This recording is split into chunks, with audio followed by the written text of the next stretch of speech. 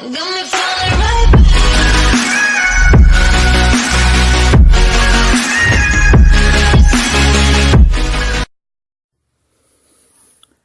वालेकुम दोस्तों, welcome to channel info TV.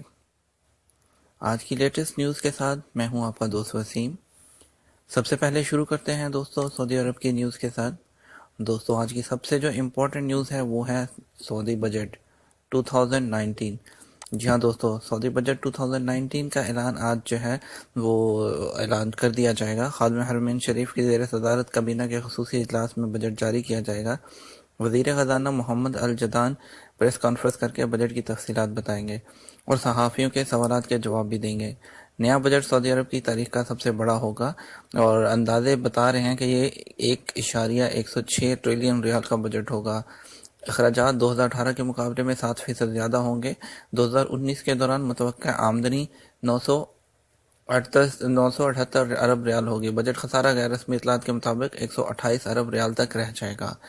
तो दोस्तों इसके अलावा बहुत सी जो है हम न्यूज़ जो एक्सपेक्ट कर रहे थे बजट के दौरान, वो हमें न्यूज़ जो है वो भी एक्सपेक्टेड हैं। तो आज उम्मीद करते हैं कि बजट बहुत अच्छा होगा और जब अनाउंस किया जाएगा। तो इसके अलावा दोस्तों जो न्यूज़ है, शाह सलमान से इराकी स्पीकर की मुलाकात।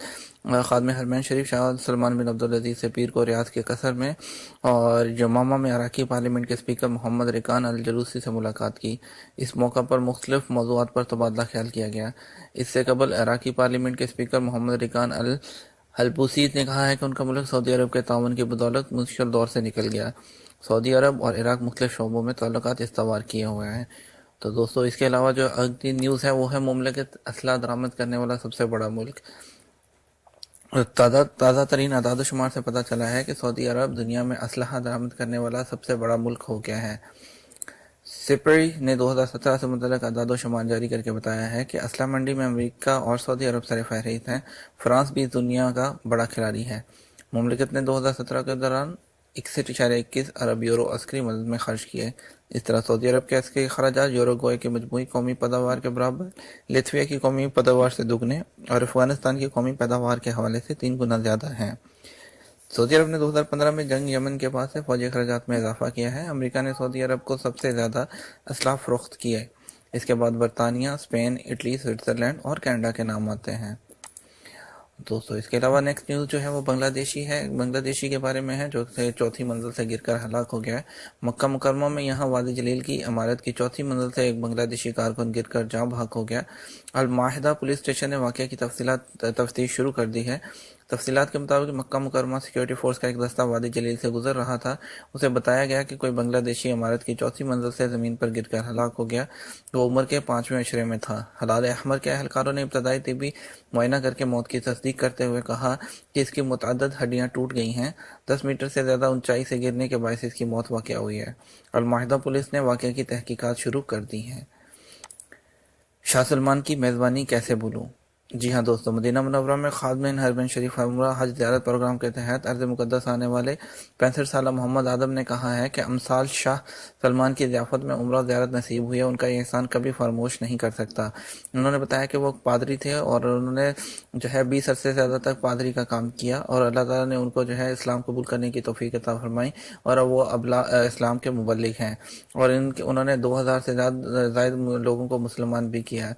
तो उनमें से 9 का ताल्लुक उनके साबका मजहब से। उन्होंने बताया कि मैं 30 वर्ष से मुख्तलिफ इलाकों में पादरी के तौर पर काम किया।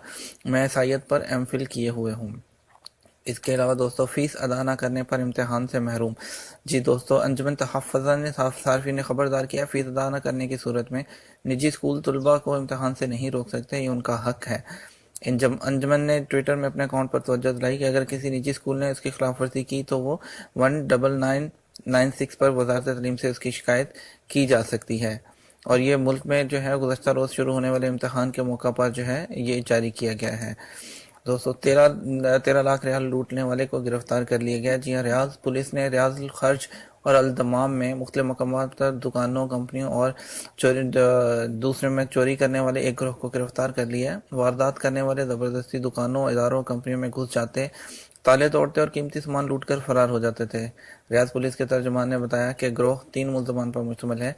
इनमें से एक सऊदी, एक यमनी और एक سرانداز ہے۔ گرفتار شدگان نے 13 لاکھ ریال مالیت کا سامان چوری کرنے اور 97 وارداتوں کا اعتراف کر لیا ہے۔